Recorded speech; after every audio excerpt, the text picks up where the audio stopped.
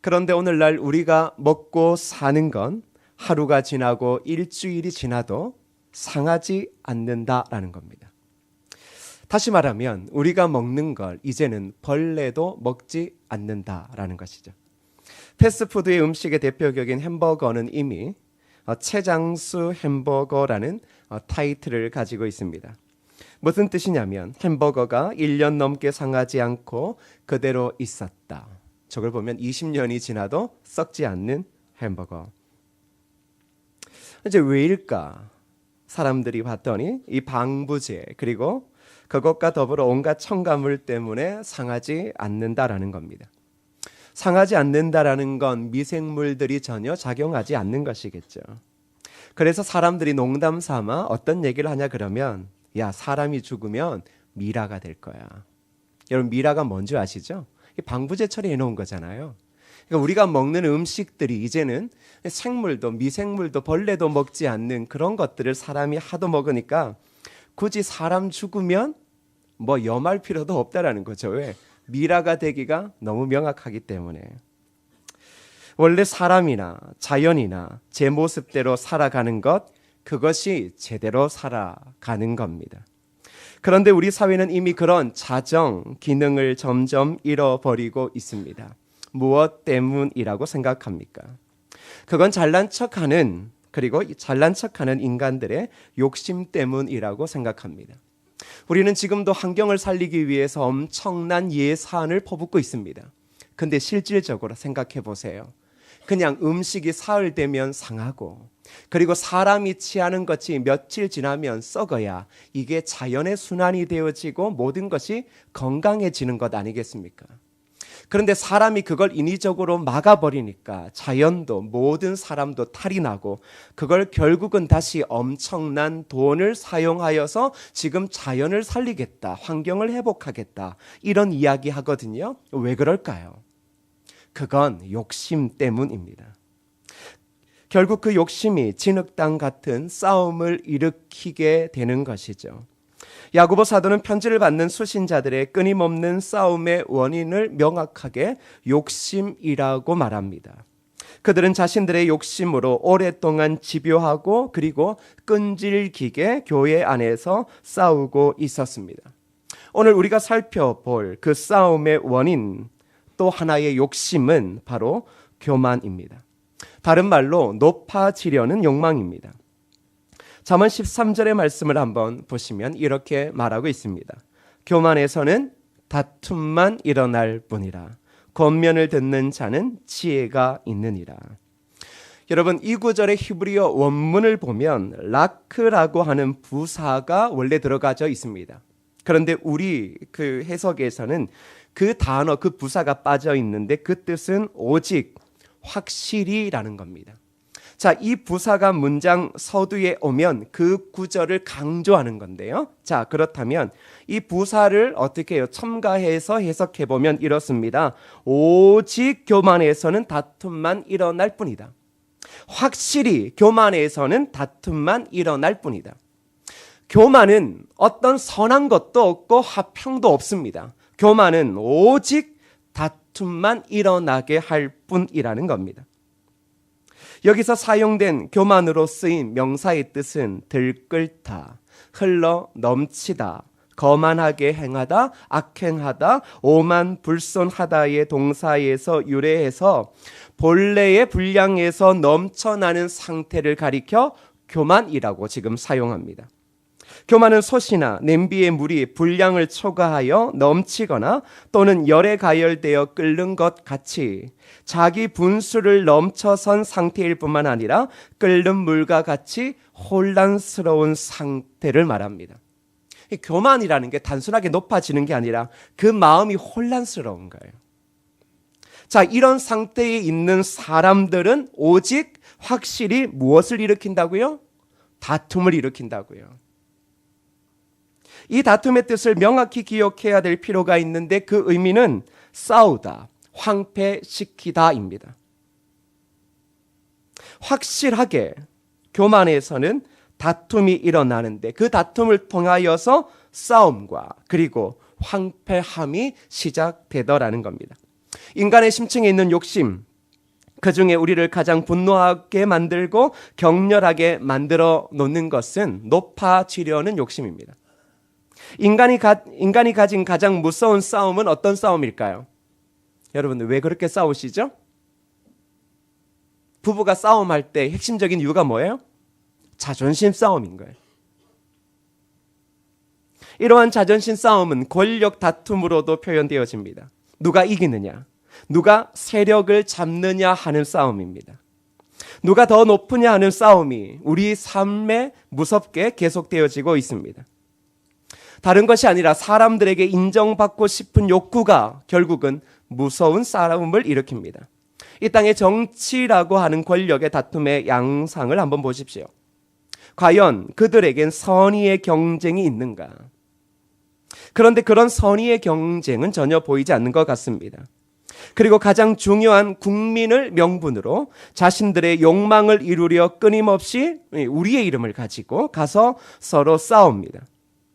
그런데 이들이 국민을 위해 진정으로 싸운다면 그것은 그래도 선한 싸움이 될 것입니다. 그런데 실질적으로 자세히 살펴보면 그들이 만들어 놓은 결과를 더 유심히 보면 그건 국민을 위해서가 아니라 자신들의 이념과 철학 그리고 높아지려는 욕심으로 인해서 하는 일처럼 밖에는 안 보인다라는 겁니다. 제가 그렇게 비판적인 시각으로 볼 수 있지만 실질적으로 그들이 하는 모든 것들을 보면 정말 권력 다툼입니다. 다시 말하면 국민은 안중에도 없는 것처럼 행동합니다. 근데 가장 기분 나쁜 게 뭔 줄 아시죠? 자꾸 국민을 들먹거리는 겁니다. 그런데 이런 모습은 예수님의 제자들 사이에서도 있었다라는 겁니다. 마가복음 9장 33절, 34절을 보시면 이런 이야기가 있습니다. 가버나움에 이르러 집에 계실새 제자들에게 물으시되 너희가 길에서 서로 토론한 것이 무엇이냐 하시되 그들이 잠잠하니 이는 길에서 서로 누가 크냐 하고 쟁론하였습니다. 예수님께서 제자들에게 물었습니다. 야, 너희가 길에서 토론한 것이 무엇이냐? 그런데 그때 그 제자들이 잠잠했습니다. 왜 잠잠했을까요? 그건 누가 크냐에 대해 쟁론하고 있었다는 사실을 솔직히 주님 앞에서 시인하고 싶지 않았기 때문입니다. 유대 문화에서는 서열이 참 중요했습니다. 따라서 자연히 제자들은 앞으로 올 나라에서 자신들의 서열이 어디쯤 될지 늘 언제나 궁금했습니다. 그래서 주님을 따라다닐 때도 자신이 몇 번째 제자인가 이런 것에 집중했던 겁니다.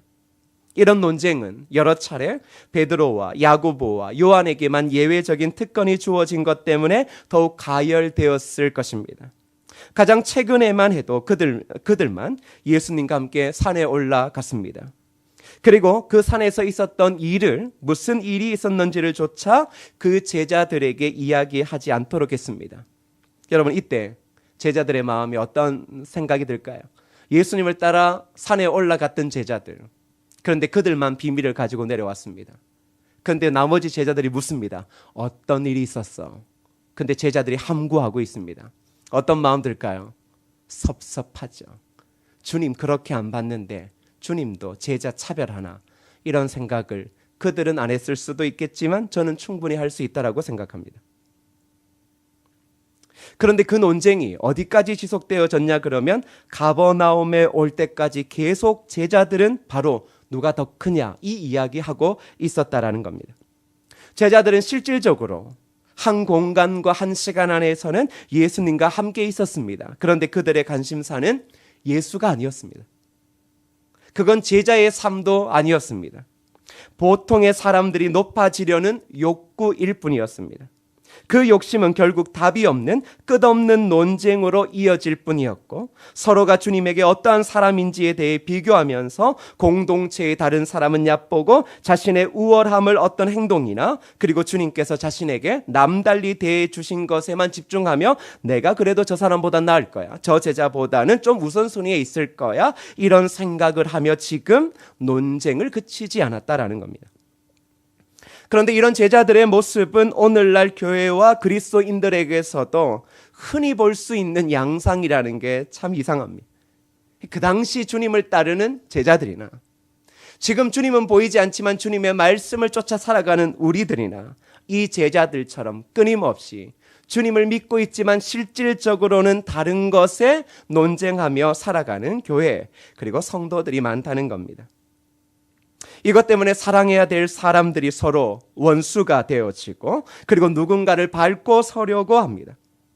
인간의 교만의 결과는 다른 것을 가져오는 게 아니라 야고보 사도가 이야기하고 성경이 이야기하듯 파괴와 항폐함을 가져올 뿐이라는 사실입니다. 아담과 하와가 하나님처럼 되고 싶은 교만한 마음을 가졌을 때 에덴 동산은 어떻게 되어집니까? 파괴되어졌습니다. 사람들이 자신들의 유익을 찾고자 자연을 무분별하게 훼손하기 시작할 때 결국 인간의 삶이 점점 파괴되어졌습니다. 정치인들이 자신들의 명분과 자리를 지키기 위해 정치 이념을 훼손할 때 국민과 국가는 파괴되어집니다. 의사가 히포크라테스의 선서를 잃어버리고 돈에 집착할 때 결국 그들은 인간을 돈의 수단으로 여기며 인간성을 파괴해버립니다. 이건 목사도 다르지 않습니다. 하물며 이 땅의 모든 사명을 가진 사람들의 삶에도 다르지 않는 겁니다. 그런데 이 교만이 가장 무서운 것은 무엇일까요? 이 교만이 실질적으로 파괴하는 것은 타인일 수도 있고 환경일 수도 있지만 가장 큰 파괴는 자기 자신을 파괴하더라는 것입니다. 여러분, 마음의 감정의 기복이 들쭉날쭉한 사람들을 우리는 그냥 보통의 사람이라고 이야기하지 않습니다. 그런데 그런 사람들이 가장 크게 어려워하는 게 뭐냐 그러면 그런 스스로의 모습입니다. 내가 이거밖에 안 되나? 결국 그러한 모습들은 스스로의 파괴함, 자신의 마음의 황폐함만 가져올 뿐이라는 사실입니다. 교회에서는 예수님의 제자들의 모습들을 훨씬 더 잘 볼 수 있습니다. 뭐냐 그러면 목사가 누군가와 쑥닥쑥닥거리며 갑자기 그게 궁금해지는 사람들이 있습니다. 그래서 저는 웬만한 게 아니라 모든 성도들을 만나면 주로 교회 얘기 안 합니다. 왜냐 그러면 교회 얘기하면 그것이 참 우리가 입이 가볍습니다. 뭐 문서로 뭘 하나 적어놓고 나만 아는 건데도 나중되어지면 어디서 다 알고 와서 다 무엇인가를 알고 오더라고요. 뭐 알 수 있습니다. 뭐 중요한 게 아니니까요. 그래서 저는 주로 누군가의 집에를 가든 누구를 만나도 하는 이야기들은 정말 거룩하지 않은 먹는 얘기. 어디 맛집을 갔는데 제가 한강에서 자전거를 탔는데 너무 좋았다. 이런 참 보잘것없는 얘기들을 합니다. 그런데 그런 것에 대해서도 막 궁금해하면서 왜 목사님은 저 사람과 저렇게 이야기를 할까? 아니 이야기 들어보면 제가 요즘에 가장 많이 했던 얘기는 자전거 탄 얘기입니다. 별로 중요한 것 아니에요. 그런데 그게 싫은 거죠. 그게 우리 안에 있는 거예요. 예수님의 제자들이 그랬던 거예요. 왜 저들만 자꾸 기도할 때 데리고 가느냐? 왜? 무슨 일이 있었느냐? 우리도 그렇습니다. 궁금하잖아요. 그게 뭘 궁금해하겠어요? 장로님들과 이야기할 때 대표적인 얘기는 교회 얘기입니다. 아, 장로님들과는 교회 얘기하구나. 나머지 분들과는 무엇입니까? 심각하지 않으면, 상담 아니면 아, 목사님이 가장 즐거운 이야기를 하고 있구나. 그 왠지 아시죠? 제가 교회 얘기를 여러분 각자에게 하기 시작하면 그때부터 그게 다 무거운 짐이 되는 겁니다. 그건 제가 짊어질 몫이기에 제가 생각하는 거고 제 마음으로 이겨내야 하는 거지 그 짐을 여러분에게 줘서 여러분들로 하여금 힘들게 하진 않습니다. 근데 이제 무엇인가 도전해야 될 것이 있으면 공동체가 이야기하는 것이죠. 근데 사람들이 이제 그런 겁니다. 뭐냐 그러면 가까이 가고 싶다라는 거죠. 주님에게 특별한 사람이 되고 싶다라는 그 욕심이 주님은 보이지 않으니까 누구에게 지금 그 모습이 투사되는 거예요? 목사에게요. 아, 목사와 가까이 있으면 목사의 모든 삶의 비밀을 알면 좋겠다. 근데 여러분, 목사들이 뭐 자신들의 삶의 이야기를 다 하는 걸 좋아하시면 안 됩니다. 담임 목사는 저는 그래야 된다고 생각합니다. 그런데 제가 뭐 어렵다, 힘들어 죽겠다 이런 얘기, 뭐 돈 없어 미치겠다 이런 얘기 안 하지 않습니까? 근데 그런 걸 아는 걸 즐거워하시면 안 됩니다. 혹 여러분들이 부교육자들이 어떻게 살고 있고 무슨 생각을 하고 있고 그걸 아는 게 대단한 게 아니라 원래 그들의 동성과 그들의 삶의 이야기는 원래 몰라야 됩니다. 무슨 말인지 아시죠?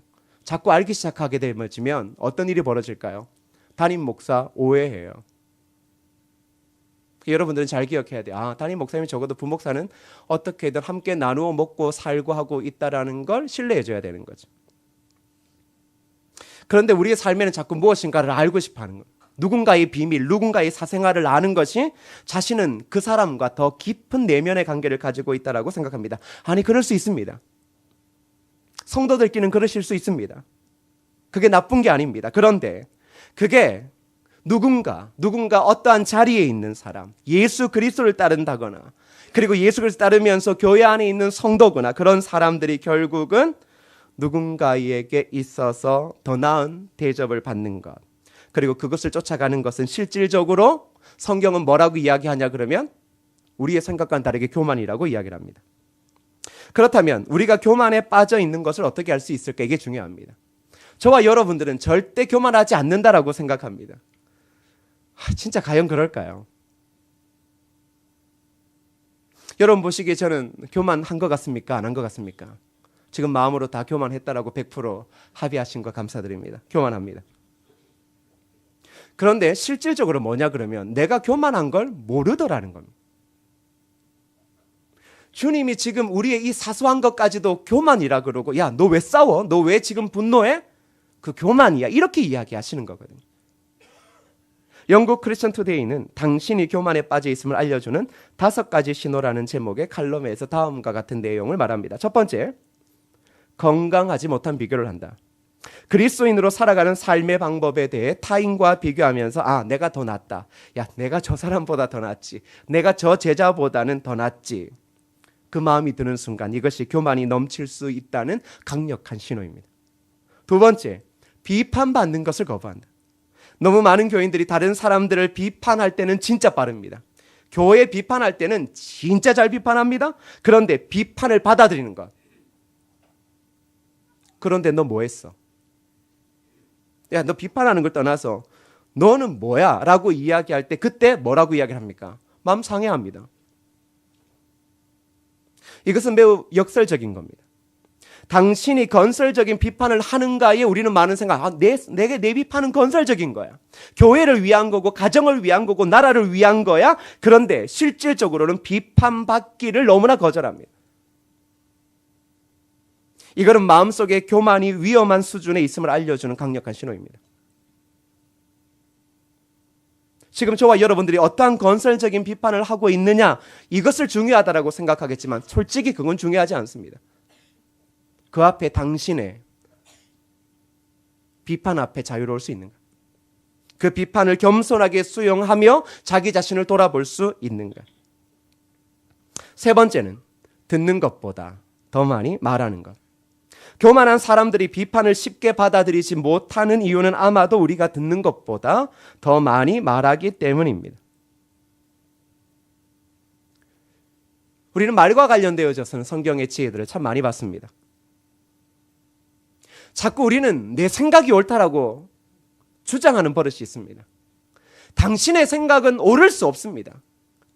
하나님의 생각만 옳은 거지. 당신의 생각은 당신의 생각일 뿐이지 그것이 무엇인가 대단한 인생의 기초가 되어지거나 그게 유능한 하나님의 말씀을 대체할 수 있는 건 아닙니다.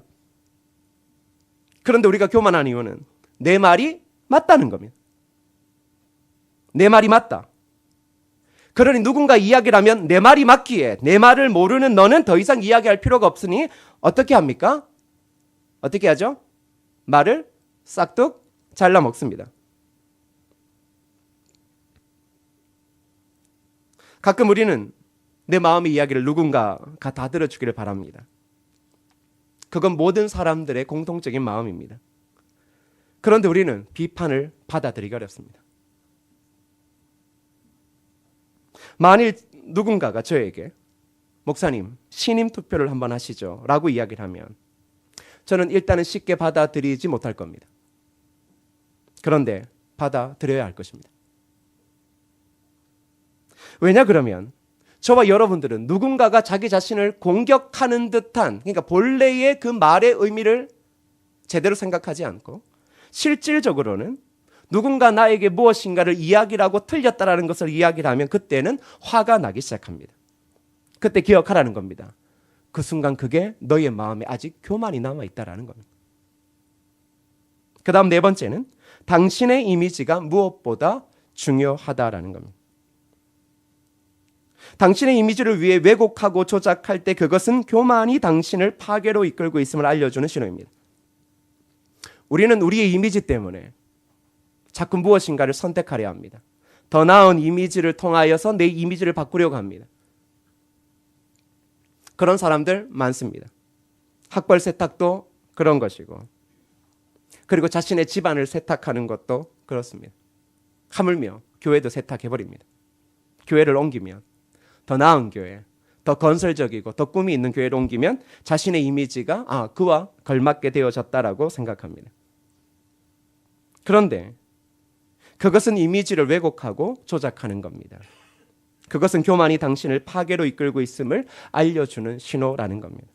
다섯 번째는 지위와 타이틀에 지나치게 집착하는 겁니다. 만일 우리가 어떠한 리더십을 가질 수 있습니다.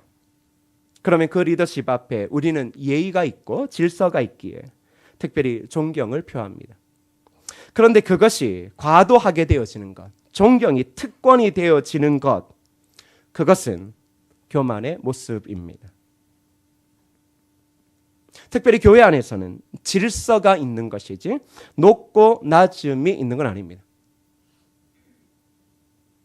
저는 여러분들이 저에게 하나의 예의를 다해 주기를 바라는 것이지 저에 대해서 제가 무엇인가의 특권 그리고 여러분의 과도한 존경을 요구하는 건 아닙니다.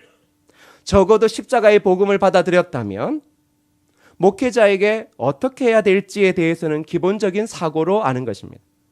교회 안에서 장로님들에 대해서는 어떻게 존칭하고 어떻게 말을 해야 될지를 아는 것입니다.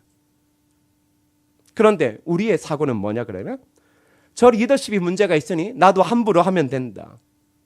그게 교만입니다. 그 리더십은 하나님이 심판하시겠고 그리고 그런 리더십 앞에 존경하지 않는 우리들 또한 하나님은 정확하게 그런 우리를 향해 교만이라고 이야기할 것입니다. 여러분, 지위와 타이틀, 특별히 저는 여러분들이 교회에서 가지고 있는 그것은 감사함으로 받아야 된다고 생각합니다. 그런데 그것은 존경을 받는 것이 아닙니다. 그것은 책임감을 다하는 것이고 내 삶을 주님처럼 하나의 미랄이 되어 온전한 헌신으로 내 자신을 불사르는 겁니다. 그거는 어떠한 특권의 자리에 존경을 받기 위해서 그 직분을 다하는 거라면 우리는 실질적으로 너무나 힘든 일들을 하고 있는 겁니다. 저도 그렇습니다. 제가 담임 목사가 되어지고 나서 여러분에게 그리고 장로님들에게 한 가지 요구한 게 있습니다. 뭐냐 그러면 이 담임 목사 기도가 공예배 때 정말로 깁니다. 그러니까 오래된 교회일수록 담임 목사부터 해서 담임 목사님, 사모님 그리고 그 집에 있는 애들 이름까지 부르며 이제 어쩌고 저쩌고 맡기도 합니다. 제가 이제 어느 날 곰곰이 생각해 봤습니다. 하나님을 예배하는 자리에 담임 목사가 자꾸 주체가 되어지는 듯한 이 기도가 처음에는 필요하다라고 저는 생각했습니다. 왜? 늘 그렇게 들어왔기 때문입니다. 근데 실질적으로는 아무리 생각해봐도 공예배에서 담임 목사를 추앙이라고 주님은 생각하지 않으시겠죠? 그런데 오직 담임 목사를 하나님 다음으로 가는 자리에 놓고 그렇게 떠벌리고 기도하는 것이 실질적으로는 맞지 않는 것 같습니다. 그래서 이제 저희 장로님들에게 저에 대한 기도는 최대한 줄여주시고 오직 말씀과 관련되어진 부분들에 대해서 제가 도구처럼 되어지는 그 부분들을 이야기했습니다. 그랬더니 우리 장로님들은 정말로 칼같이 그렇게 기도하십니다. 우리 교회는 주절주절 하지 않지 않습니까? 정해지게 딱딱 끊어서 그리고 공예배의 특성에 맞게끔 장로님들께서 기도를 적어 오셔서 기도합니다. 다른 교회, 오래된 교회에서 오시면 왜 이 교회는 대예배 때 담임 목사의 모든 것들을 위해서 기도 안 하나 그럴 수 있지만 실질적으로는 그렇습니다. 그것도 하기 시작하면 그 지위와 타이틀 그리고 그것이 특권 그리고 존경을 과도하게 바라는 것이 되어지면 어느 순간에 그게 제가 교만인 걸 모르게 되더라는 겁니다. 그러면 이제 그 다음부터 어떤 생각이 드냐 그러면 왜 저분은 나를 위해 기도하지 않나? 그런 생각이 드는 순간 이것은 북한보다 더 무서운 공산화가 되어져 갈 수 있습니다. 여기에 대한 생각이 다 다를 수 있겠지만 한번 보십시오. 여러분들은 교만에 빠져 있다라고 생각하십니까? 아니면 아니라고 생각하십니까? 이런 교만한 모습을 가리켜 야고보 사도는 4절에 이렇게 말합니다. 세상과 벗이 되고자 하는 자다. 주님을 따르고 있지만 실질적으로 싸움을 거치지 않는 그 교만함에 있는 사람은 세상과 벗이 되고자 하는 자지 주님을 따르는 자가 아니다. 야고보 사도는 이미 그 전에 뭐라고 이야기를 했죠? 가늠한 여인이라 칭했습니다. 교만은 실질적으로 자신을 위한 삶입니다. 자신의 생각과 행동을 위한 삶입니다. 주님께서 베드로에게 자기를 부인하라고 하셨을 때 매우 중요한 두 가지를 이야기하셨습니다. 마가복음 8장 33절을 우리 함께 읽어볼까요? 시작. 예수께서 돌이키사 제자들을 보시며 베드로를 꾸짖어 이르시되 사탄아 내 뒤로 물러가라. 내가 하나님의 일을 생각하지 아니하고 도리어 사람의 일을 생각하는도다 하시고. 베드로가 사탄이라고 꾸중을 받습니다. 매우 충격적인 이유죠. 그런데 그 이유가 무엇일 거냐라고 생각해 보면 예수님께서 고난을 받아야 된다는 것을 제자들에게 말씀하셨습니다. 그때 그 이야기를 듣고 베드로가 그 말씀에 항변합니다. 죽는다니요. 그러실 수 없습니다. 여러분, 이 정도 해야 되지 않겠습니까? 만일 제가 저 죽어야 될 것 같습니다 라고 하는데 장로님들이 잘 죽으세요. 이제 이렇게 말하면 마음 엄청 섭섭할 겁니다. 그 얘기 하는 거예요. 주님이 나 죽어야 돼 라고 했더니 그 제자 중에 1등 우리가 늘 하듯 수제자라고 불리는 베드로, 그 베드로가 하는 말이 죽는다니요. 죽으면 안 되죠. 다시 말하면 그 말의 의미 속에는 뭐냐? 그럼 우리는요. 그때 주님께서 베드로를 향해 뭐라고 이야기했습니까? 고마워. 너밖에 없네. 저는 그렇게 얘기했을 겁니다. 만일 여러분들이 그래도 누군가가 목사님 없으면 저 어떡해요? 그럼 제가 속으로 고마워요. 내가 나쁘게 하고 있지 않나 이런 생각할 겁니다. 이것도 뭐냐 그러면 다 자기 생각입니다. 그러니까 자기 좋은 것만 쫓아가는 겁니다. 그런데 주님이 뭐라고 이야기했습니까? 야 사탄아 이렇게 말했습니다. 이거 되게 충격적인 이야기거든요. 아니 어떻게 대놓고 자기를 생각해서 이야기를 했는데 베드로한테 딴 것도 아니고 사탄이라고 꾸중을 할 수 있겠습니까? 그러면서 뭐 얘기하냐 그러면 아까 읽었던 그 구절 이야기를 합니다. 내가 하나님의 일을 생각하지 않고 도리어 사람의 일을 생각하는도다. 그러면서 자기를 부인해야 제자가 되고 그리고 자기 십자가를 져야만이 제자가 될 수 있다. 도대체 자기 부인이 뭘까? 우리가 지난주에도 그 부분에 대한 부분을 말씀의 끝에 나누었습니다. 근데 그 매우 실질적으로 그리스도인들이 이 자기 부인에 대해서는 깊이 묵상해야 됩니다. 그저 한두 번의 설교로 넘어갈 수 있는 부분, 얼렁뚱땅하게 넘어갈 수 있는 부분이 아니라 분명히 결단해야 됩니다. 주님께서 베드로에게 이야기하는 자기 부인이 무엇입니까? 그건 바로 자기의 생각 그리고 행동입니다. 베드로에게는 철저하게 주님을 따를 때 자기의 생각과 행동이 있었다라는 겁니다. 근데 주님이 뭐라고 이야기하십니까? 그 생각과 그 행동을 부인하지 않으면 너 내 제자 될 수 없어. 이렇게 말합니다. 왠 줄 아십니까? 그게 교만이기 때문입니다. 다시 말하면 우리의 삶의 싸움이 그치지 않는 건 자기 생각과 행동을 버리지 않기 때문입니다. 만일 목사와 성도들이 어떠한 문제가 아니라 끊임없이 그리스도의 제자에 대한 가르침에 싸우고 있다면 여러분은 여러분의 생각과 행동을 전혀 말씀 앞에서 버리고 있지 않기 때문입니다. 그러니까 듣기 싫을 수 있습니다.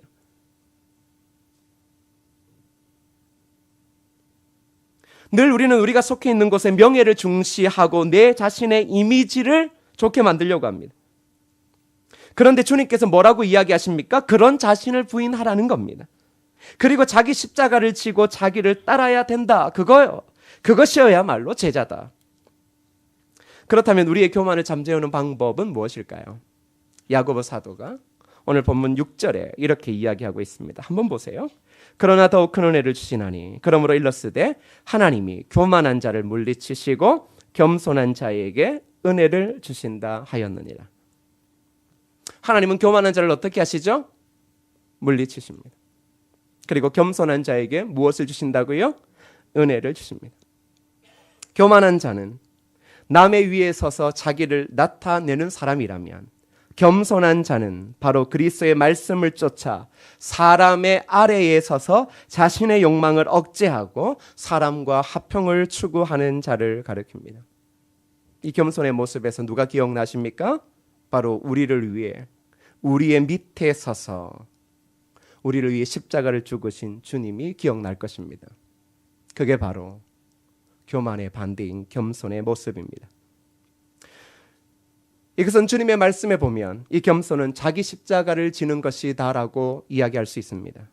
원래 자기 십자가이라고 하는 이 어구는 보통 처형의 장소까지 문자적으로 자신의 십자가를 지고 가는 일에 사용되어진 어구입니다.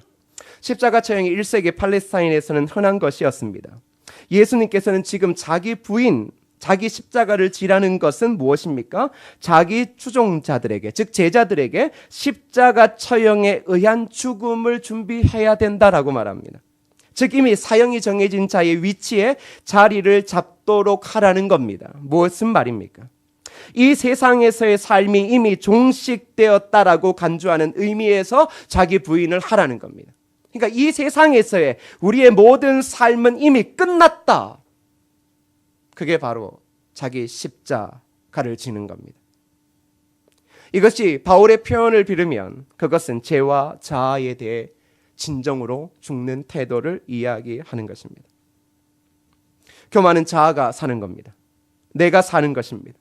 내가 살기 위해 부단히 자존심을 세우고 내 의견과 생각을 끊임없이 말하고 내가 이런 사람이다라는 자의식으로 스스로 만족해 하는 것입니다. 성경은 그런 우리를 향하여 그것 또한 그 정도의 수준의 우리를 향하여 뭐라고 이야기를 합니까? 너희 자신에 대해 부인하고 너희 십자가를 지라. 바로 그때 너희는 내 제자가 될 것이다. 야고보 사도가 말하는 겸손은 자기 자신에 대해 생각할 필요를 원래 느끼지 않는 것입니다. 자신의 체면이나 명성을 갈망하지 않고 그리고 그것들 때문에 두려워하지 않는 것입니다. 그러니 싸우지 않습니다. 오히려 사람의 아래에 서서 그 사람과 화목을 추구합니다. 내가 받는 자존심의 상처와 아픔을 뛰어넘는 것이 바로 복음적인 겸손이라는 것입니다. 여러분 죄송하지만 늘 내가 받은 상처, 아픔, 자존심이 상한 것 때문에 끊임없이 스스로가 미워지기도 하고 마음의 평정을 지금 잃어버리고 있다면 주님이 하시는 말씀 들어야 됩니다. 그런 네 자신을 부인해야지. 그리고 그런 너의 삶은 이미 십자가에서 끝났음을 선언해야지.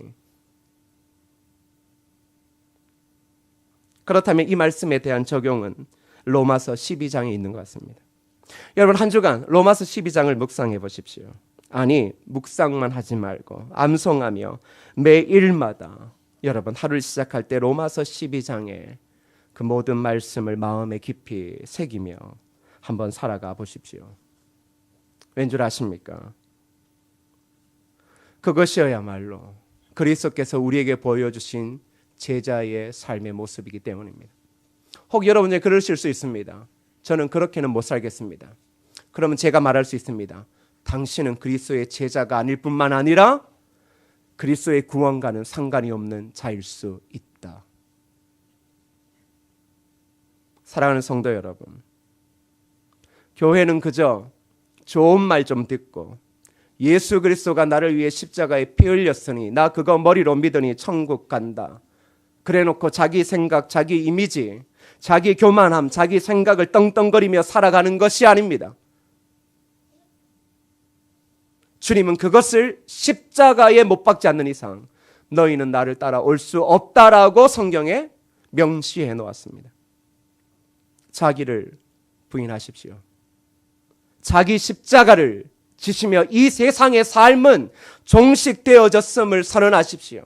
더 이상 이 세상의 삶으로 내 이름이 높아지고 내 이미지가 좋아지고 내 가문이 좋아지고 내가 평판이 좋아지는 모든 것은 십자가에 죽었음을 선언하십시오. 만일 그것을 선언하지 못하면 당신은 주님을 따르지만 실질적으로 제자들처럼 끊임없이 인생의 끝까지 논쟁과 싸움이 그치지 않을 것이기 때문입니다. 실제적으로 저와 여러분은 남의 위에 서는 것은 아닌 것 같습니다. 그래서 교만이 아니라고 생각할 수 있지만 자기를 부인하지 않고 자기 십자가를 지고 자기 십자가를 지지 않는다면 우리는 교만한 사람임은 명확할 것입니다. 사랑하는 성도 여러분, 그리스도가 우리에게 보여주신 제자의 삶, 성도의 삶은 바로 십자가에 달리는 삶입니다. 즉 용서할 가치도 없고 이해할 가치도 없는 그들을 위해 그저 그 이유를 따지지 않고 십자가를 지는 것입니다. 그리고는 평화를 만들어 가는 겁니다. 바로 그때 우리의 삶에 겸손함이 묻어나고 그 겸손함이 묻어나는 곳에는 싸움이 그치고 상처도 그치고 들쭉날쭉한 내 감정도 그제서야 조용해지고 오직 그때부터 하늘로서부터 내려오는 평화와 화평만이 임할 것입니다. 사랑하는 성도 여러분, 내 구주 예수를 더욱 사랑하십시오. 그리고 그분을 사랑함으로 참된 겸손한 그리스도인, 자기를 부인하며 자기 십자가를 지는 참된 그리스도인으로서 이 땅에 싸움을 종식시키고 하나님 나라의 화평의 영역을 넓혀가는 참된 예수의 제자 되어지기를 주님의 이름으로 축복합니다. 우리 시간 함께 그렇게 고백하시겠습니다.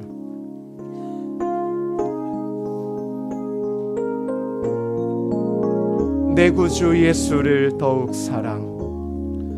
내 구주 예수를 더욱 사랑. 엎드려 비는 말 들으소서.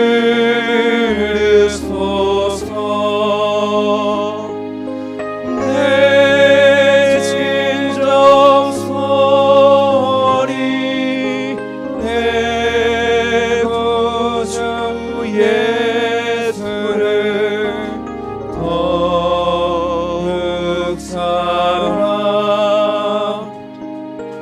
더욱 사랑. 다시 한번 고백합시다.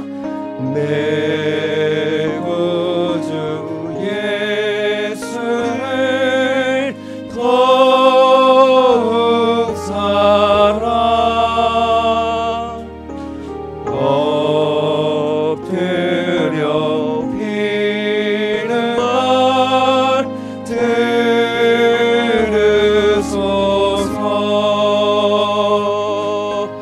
내 진정 소리 내 구주 예수를 더욱 사랑. 더욱 사랑. 사랑하는 여러분, 이 시간 함께 기도하실 때 저와 여러분이 집중해야 될 것은 내 구주 예수입니다. 그분을 깊이 갈망하고 그분을 사랑할 때 우리는 교만의 자리에서 내려와 참된 겸손의 자리에 서게 되어지고 진흙탕 같은 인생의 싸움에서 벗어나 하늘로서부터 내려오는 참된 평안을 얻게 되어지는 것입니다. 왜 자꾸 내가 억울하다고 생각하십니까? 왜 내가 인정받지 못하는 것에 목매어 늘 언제나 마음의 분노를 가지고 싸워가고 있고, 그리고 그런 나를 위해 예수 그리스도를 추구하고 있습니까? 주님 말씀하십니다. 그런 너의 이미지, 너의 평판, 너의 이 땅의 삶의 성공, 그거 십자가에 종식시켜라. 그렇지 않으면 주님 따라올 수 없고, 그렇지 않으면 너의 인생에는 싸움이 그치지 않을 것이다. 가면을 쓴 듯한 그리스도인의 삶은 벗어버리고 오직 이 세상에서 죽기를 갈망하고 주를 따르라. 그러면 하나님이 너에게 은혜를 주시고 너에게 먹이시고 입히시고 살리시는 것을 그제서야 경험하게 될 것이다. 왜 아직도 당신은 이 땅에서 이름을 내려 그러십니까? 당신은 왜 아직도 그 자리에서 그 일에서 이름을 한번 내야 끝난다라고 생각하고 있습니까? 주님 말씀하십니다. 그거 내려놓아라. 그런 너의 이미지 내려놓아라. 너 그렇지 않고서는 주님 따라올 수 없다. 명확하지 않습니까? 이 시간 기도하실 때 하나님 겸손히 주님을 따르는 제자 되어지게 하여 주옵소서. 그러한 마음으로 함께 합심하여 기도하시겠습니다. 아버지 하나님, 우리의 삶을 돌아봅니다. 하나님 은혜를 더하여 주옵소서. 하나님 은혜를 더하여 주옵소서. 늘 나를 추구하며 그리스도를 쫓아가는 게 아니라 나를 버리고 그리스도만을 따라가고 그리스도만을 드러내는 그 삶 되어지게 하여 주옵소서.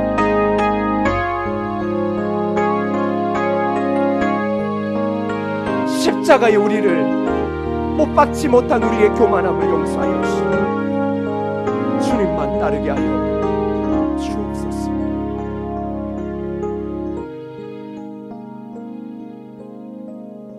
하나님,